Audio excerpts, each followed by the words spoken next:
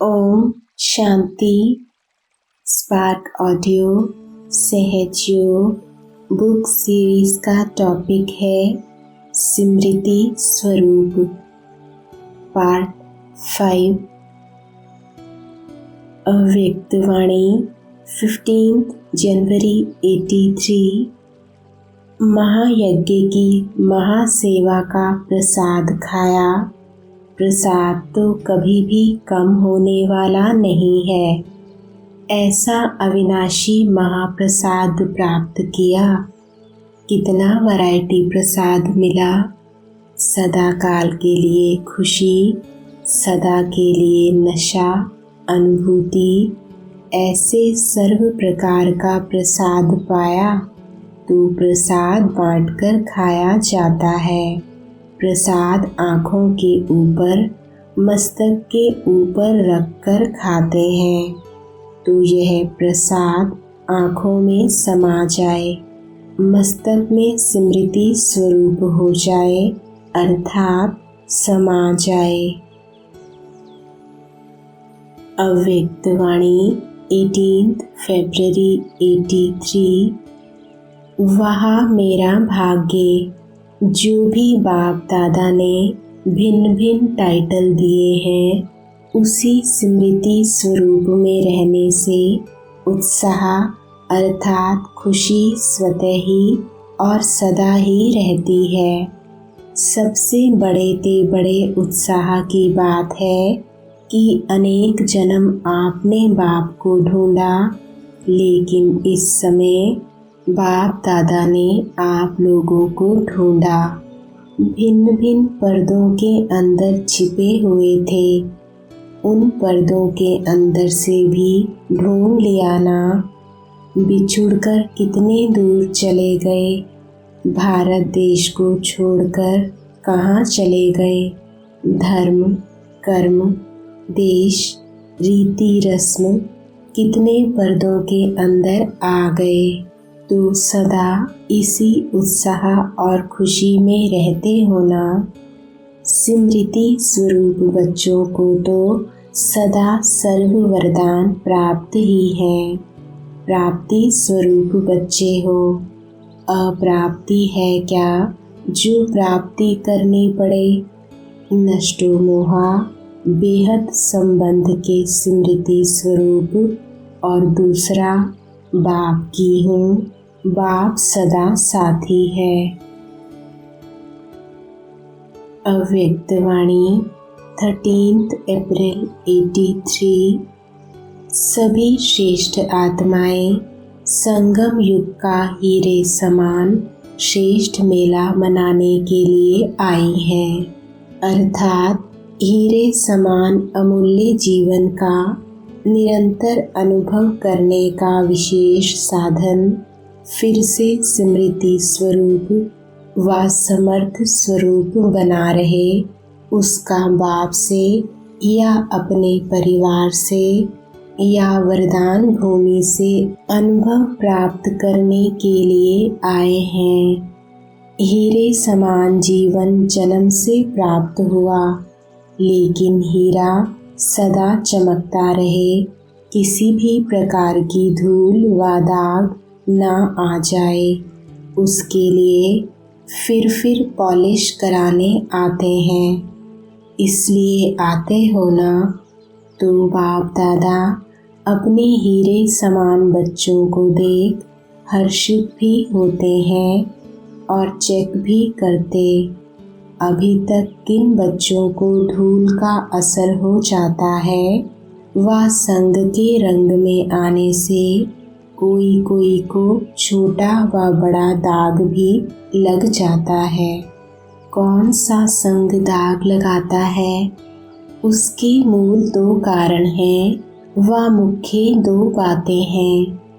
एक पर दर्शन और दूसरा पर चिंतन। पर चिंतन में व्यर्थ चिंतन भी आ जाता है। यही 2 बातें संग के रंग में स्वच्छ हीरे को दागी बना देती हैं। इसी पर दर्शन पर चिंतन की बातों पर कल्प पहले का यादगार रामायण की कथा बनी हुई है। गीता ज्ञान भूल जाता है। गीता ज्ञान अर्थात स्वचिंतन, स्वदर्शन चक्रधारी बनना, नष्टो मोहा स्मृति स्वरूप बनना। सर्व संबंधों से बाप को अपना बना लिया है।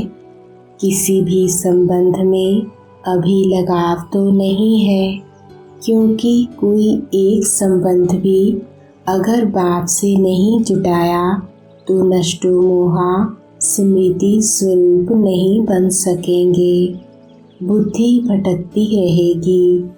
बैठेंगे बाप को याद करने और याद आएगा दोत्रा पोत्रा। जिसमें भी मोह होगा वही याद आएगा।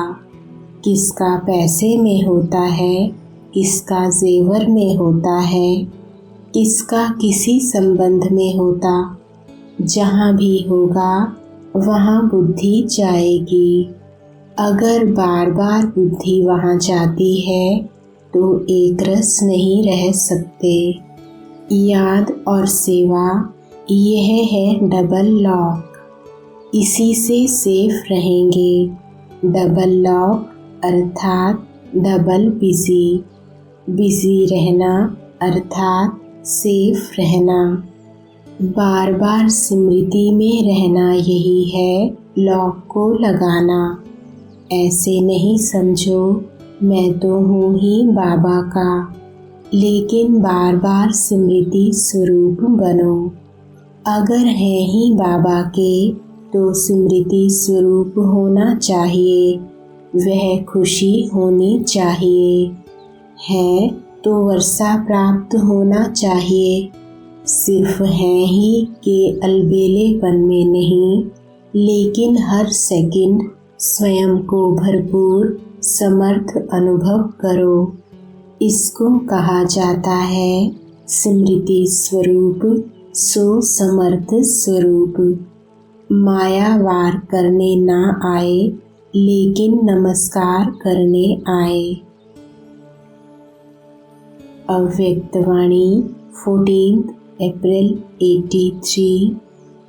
अगर नष्टो मोहा नहीं बनेंगे तो स्मृति स्वरूप भी नहीं बन सकेंगे। कोई भी विकार आने नहीं देना। जब किसी भी विकार को आने नहीं देंगे तब कहेंगे पवित्र और योगी भव।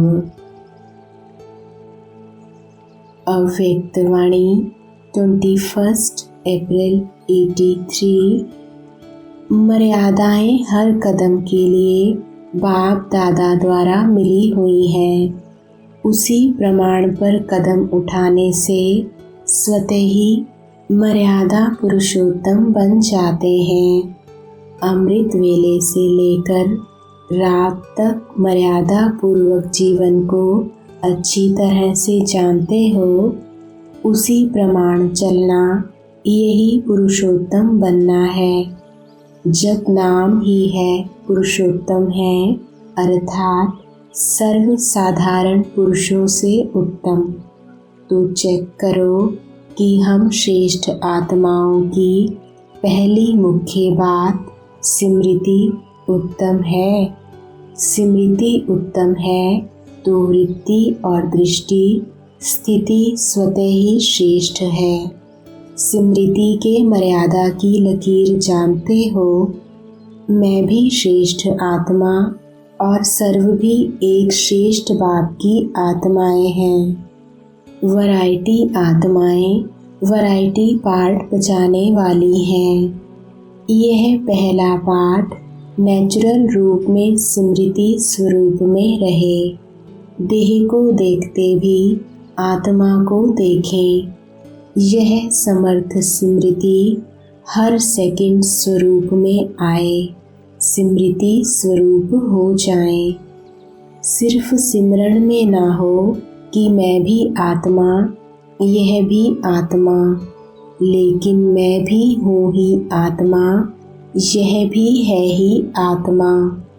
इस पहली स्मृति की मर्यादा स्वयं को सदा निर्विघ्न बनाती और औरों को भी इस श्रेष्ठ स्मृति के समर्थपन के वाइब्रेशन फैलाने के निमित्त बन जाते हैं, जिससे और भी निर्विघ्न बन जाते हैं। मिलन के साथ साथ पहली मर्यादा की लकीर का फाउंडेशन स्मृति भव का वरदान भी सदा साथ ले जाना। स्मृति भव ही समर्थ भव है। जो भी कुछ सुना उसका एसेंस क्या ले जाएंगे? एसेंस है स्मृति भव। इसी वरदान को सदा अमृत वेले रिवाइज करना। हर कार्य करने के पहले इस वरदान के समर्थ स्थिति के आसन पर बैठ निर्णय कर व्यर्थ है व समर्थ है, फिर कर्म में आना। कर्म करने के बाद फिर से चेक करो कि कर्म का आदि काल और अंतकाल तक समर्थ रहा। नहीं तो कई बच्चे कर्म के आदि काल समय समर्थ स्वरूप से शुरू करते, लेकिन मध्य में समर्थ के बीच व्यर्थ व साधारण कर्म कैसे हो गया? समर्थ के बजाय व्यर्थ की लाइन में कैसे और किस समय गए, यह मालूम नहीं पड़ता। फिर अंत में सोचते हैं कि जैसे करना था वैसे नहीं किया, लेकिन रिजल्ट क्या हुई? करके फिर सोचना, यह त्रिकालदर्शी आत्माओं के लक्षण नहीं है। इसलिए तीनों कालों में स्मृति भव व समर्थ भव। अव्यक्त वाणी 30 जुलाई 83। ड्रामा के हर दृश्य को ड्रामा चक्र में संगम युगी टॉप पॉइंट पर स्थित हो कुछ भी देखेंगे तो स्वतः ही अचल अडोल रहेंगे। टॉप पॉइंट से नीचे आते हैं तभी हलचल होती है। सभी ब्राह्मण श्रेष्ठ आत्माएं सदा कहाँ रहते हो? चक्र में संगम युग ऊंचा युग है। चित्र के हिसाब से भी संगम युग का स्थान ऊंचा है और युगों के हिसाब से छोटा सा युग पॉइंट ही कहेंगे। तो इसी ऊंची पॉइंट पर, ऊंचा स्थान पर, ऊंची स्थिति पर, ऊंची नॉलेज में, ऊंचे ते ऊंचे बाप की याद में, ऊंचे ते ऊंची सेवा स्मृति स्वरूप होंगे तो सदा समर्थ होंगे। जहाँ समर्थ है वहाँ व्यर्थ सदा के लिए समाप्त है। हर एक ब्राह्मण पुरुषार्थ ही व्यर्थ को समाप्त करने का कर रहे हो। व्यर्थ का खाता व व्यर्थ का हिसाब किताब समाप्त हुआ ना। अव्यक्त वाणी 3 दिसंबर 83। अनेक बातों की समझ है, एक बात की समझ नहीं है। उसके अंतर में ब्राह्मण बच्चों को देख रहे थे। बाप दादा भी दोनों का अंतर देख गीत गा रहे थे। आप भी वह गीत गाते हो जो ब्रह्मा बाप को बहुत प्रिय लगता है। बाप दादा बच्चों के प्रति गा रहे हैं। जो ब्रह्मा बाप आज बहुत मस्ती में गा रहे थे। कितने भोले, कितने प्यारे, मीठे मीठे बच्चे। जैसे आप लोग बाप के लिए गाते हो ना, बाप भी बच्चों के लिए यही गीत गाते। ऐसे ही इसी स्मृति स्वरूप में किसके प्यारे हैं, किसके मीठे हैं, कौन बच्चों का गीत गाता है। यह स्मृति सदा निर्माण बनाए स्व अभिमान के नशे में स्थित कर देती है। अव्यक्त वाणी 5 दिसंबर 83। सारे विश्व में विशेष आत्माएं हैं। यह स्मृति सदा रहती है। विशेष आत्माएं सेकंड भी एक संकल्प, एक बोल भी साधारण नहीं कर सकती। तो यही स्मृति सदा समर्थ बनाने वाली है। समर्थ आत्माएं हैं, विशेष आत्माएं हैं। यह नशा और खुशी सदा रहे। समर्थ माना व्यर्थ को समाप्त करने वाले। जैसे सूर्य अंधकार और गंदगी को समाप्त कर देता है, ऐसे समर्थ आत्माएं व्यर्थ को समाप्त कर देती हैं।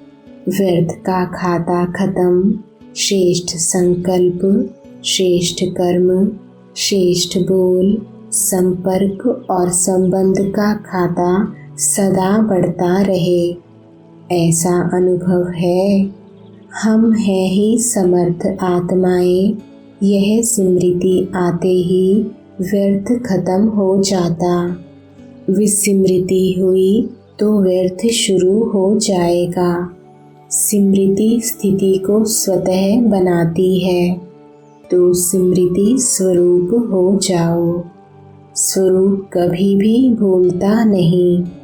आपका स्वरूप है स्मृति स्वरूप, सो समर्थ स्वरूप। बस यही अभ्यास और यही लगन, इसी लगन में सदा मगन, यही जीवन है। अव्यक्त वाणी 29 दिसंबर 83। मेहनत करने का कारण है अलबेलापन और आलस्य। स्मृति स्वरूप के किले के अंदर नहीं रहते हो। वा किले में रहते हुए कोई ना कोई शक्ति की कमजोरी के दरवाजे व खिड़की खोल देते हो। इसलिए माया को चांस दे देते हो।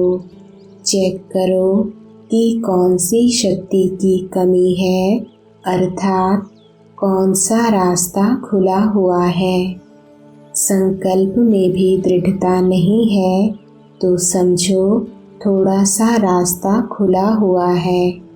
इसलिए कहते चल तो ठीक रहे हैं, नियम तो सब पालन कर रहे हैं, श्रीमत पर चल रहे हैं, लेकिन नंबर 1 खुशी और दृढ़ता से नहीं।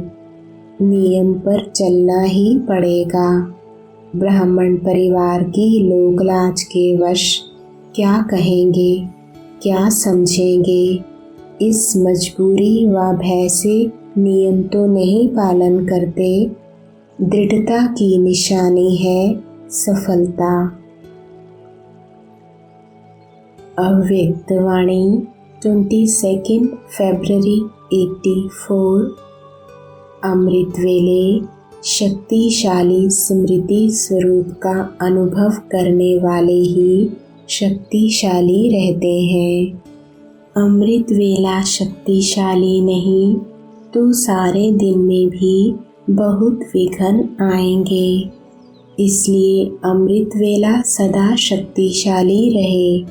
अमृत वेले पर स्वयं बाप बच्चों को विशेष वरदान देने आते हैं।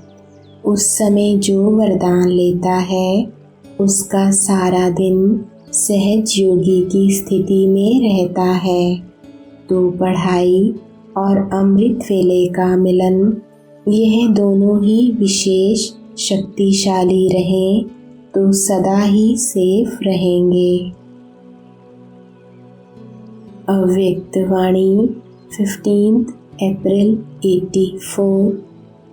सदा शक्तिशाली आत्माएं सिर्फ चिंतन और वर्णन नहीं करते, लेकिन मास्टर सर्वशक्तिवान स्वरूप बन जाते।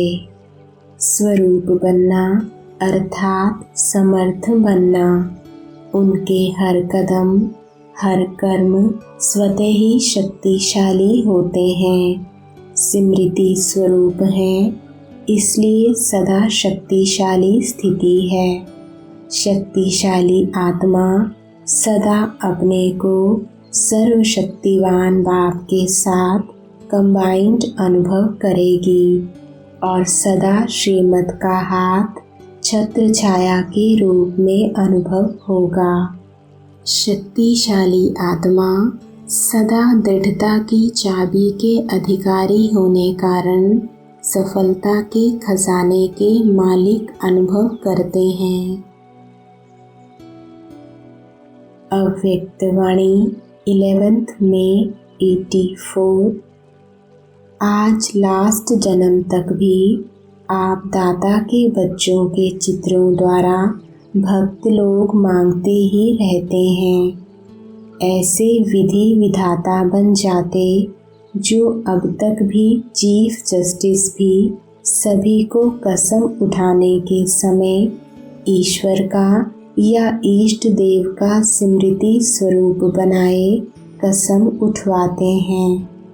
लास्ट जन्म में भी विधान में शक्ति आप विधि विधाता बच्चों की चल रही है।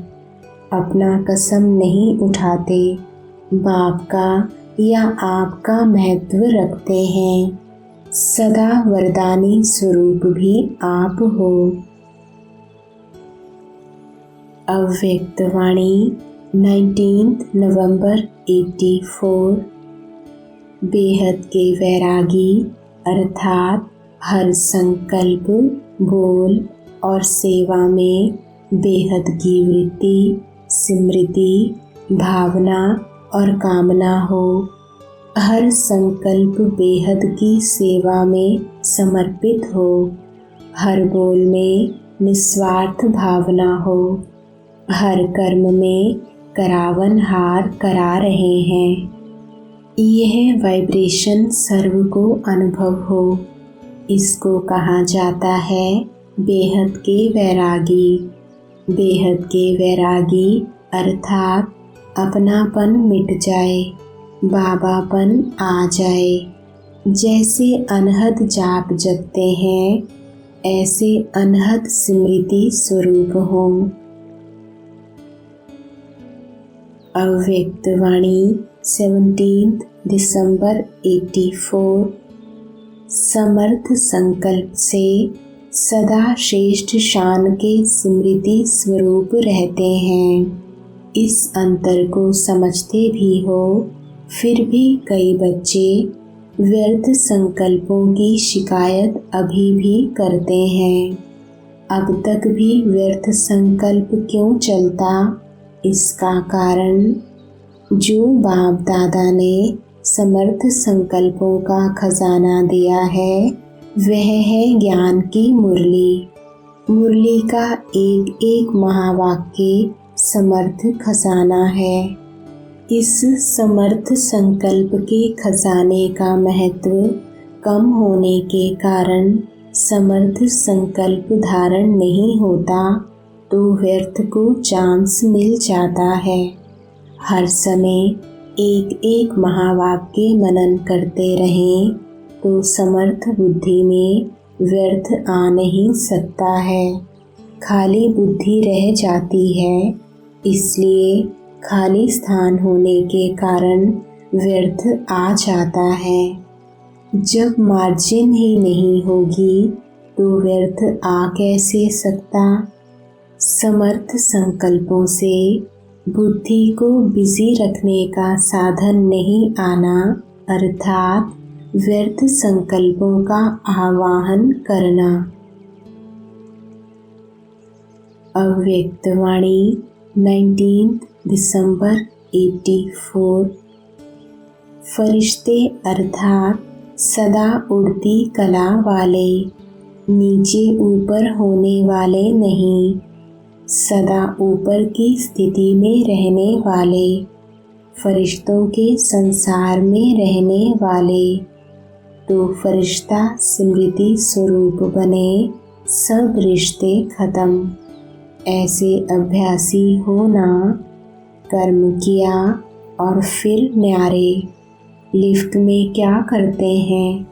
अभी अभी नीचे अभी अभी ऊपर, नीचे आए, कर्म किया और फिर स्विच दबाया और ऊपर, ऐसे अभ्यासी।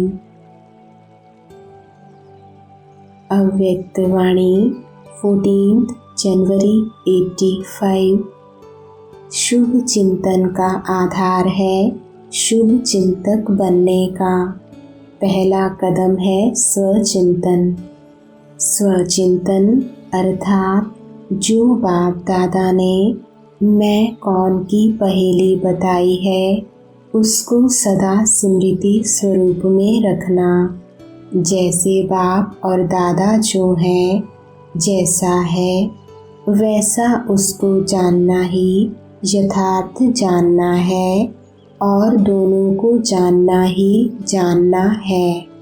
ऐसे स्व को भी जो हूँ, जैसा हूँ, अर्थात जो आदि अनादि श्रेष्ठ स्वरूप हूँ, उस रूप से अपने आप को जानना और उसी स्वचिंतन में रहना, इसको कहा जाता है स्वचिंतन। अव्यक्त वाणी 11 नवंबर 85। अव्यक्त रूपधारी बन नष्टो मोहा स्मृतिर्लब्धा अर्थात स्मृति स्वरूप। अभी यह सेवा रही हुई है। पद यात्रा की सेवा तो कर ली, अब रूहानी यात्रा का अनुभव कराना है। अभी इसी यात्रा की आवश्यकता है। इसलिए अभी बाप दादा भी अव्यक्त विधि प्रमाण बच्चों से मिलन मनाएंगे। वाणी का वरदान कभी याद रहता, कभी भूल जाता है, लेकिन अव्यक्त रूप बन अव्यक्त दृष्टि से प्राप्त हुआ वरदान सदा स्मृति स्वरूप समर्थ स्वरूप बनाता है। अभी दृष्टि से दृष्टि की भाषा को जानो। स्थापना में क्या हुआ? दृष्टि की भाषा से, दृष्टि के जादू से स्थापना का कार्य आरंभ हुआ। समझा? अच्छा, फिर सुनाएंगे 18 अध्याय की सेवा क्या है। अव्यक्त वाणी 1 जनवरी 86। नए वर्ष में सदा हर प्रतिज्ञा को प्रत्यक्ष रूप में लाने का अर्थात हर कदम में फॉलो फादर करने का विशेष स्मृति स्वरूप का तिलक सतगुरु सभी आज्ञाकारी बच्चों को दे रहे हैं। संकल्प भी हर वर्ष से श्रेष्ठ करते हो, लेकिन संकल्प और स्वरूप दोनों ही समान हो। यही महानता है। इस महानता में जो ओटे सो अर्जुन, वह कौन बनेगा? सब समझते हैं हम बनेंगे। दूसरे अर्जुन बनते हैं या भीम बनते हैं, उसको नहीं देखना है। मुझे नंबर 1 अर्थात अर्जुन बनना है। हे अर्जुन ही गाया हुआ है, हे भीम नहीं गाया हुआ है। अर्जुन की विशेषता सदा बिंदी में स्मृति स्वरूप बन विजयी बनना है। ऐसे नष्टो मोहा स्मृति स्वरूप बनने वाला अर्जुन सदा गीता ज्ञान सुनने और मनन करने वाला अर्जुन। ऐसा विदेही जीते जी सब मरे पड़े हैं। ऐसे बेहद की वैराग वृत्ति वाले अर्जुन कौन बनेंगे? बनना है कि सिर्फ बोलना है? नया वर्ष कहते हो, सदा हर सेकंड में नवीनता, मनसा में, वाणी में, कर्म में, संबंध में नवीनता लाना। ओम शांति।